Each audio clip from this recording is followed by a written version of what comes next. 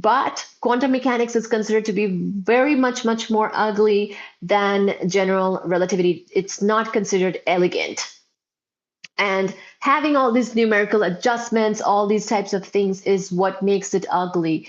And so once supersymmetry is incorporated, a lot of that ugliness kind of calms down, and then people like it more. Okay, that's what he's talking about. And so it's literally about aesthetics at this point, and how it's helped with supersymmetry.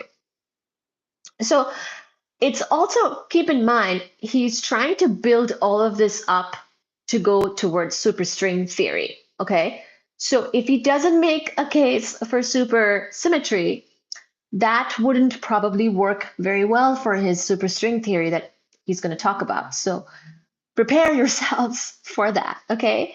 The third piece of circumstantial evidence for supersymmetry comes from the notion of grand unification.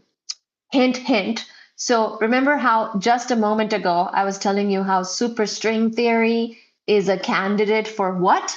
For grand unification theory. So here we go.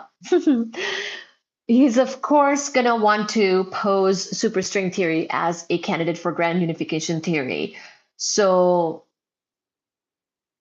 all of this is sort of the prior to going towards that, okay? One of the puzzling features of nature's four forces is the huge range in their intrinsic strengths. So we have talked about this before, where the forces all have different strengths.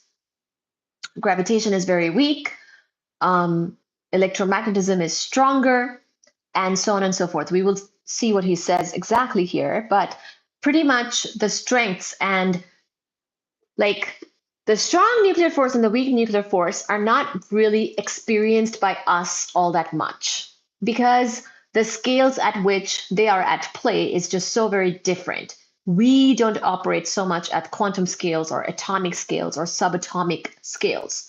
So we don't care so much about strong nuclear force, weak nuclear force, even though those two forces are fundamental and important in physics.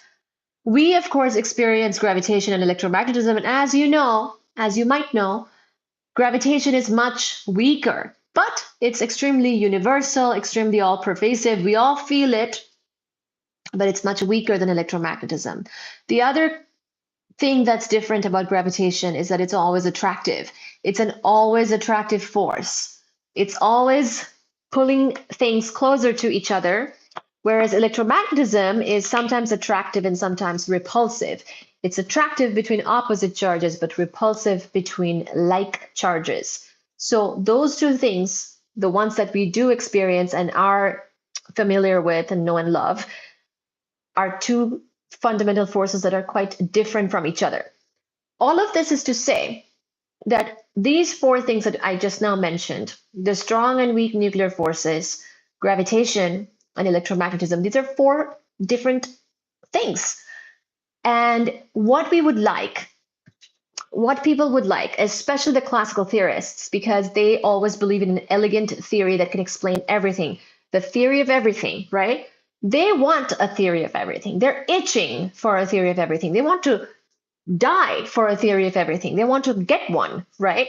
So that theory of everything, which would hypothetically and potentially explain all four together, is called a grand unification theory. Now, spoiler, there isn't one successfully yet. I would say there are some candidates, but there is not a substantial breaking news kind of update or discovery of a grand unified theory yet. It is still an unsolved puzzle, but string theory is a candidate. It is simply a candidate, or it is still just considered a candidate and not the ultimate answer, because of course, unfortunately, it is not testable experimentally.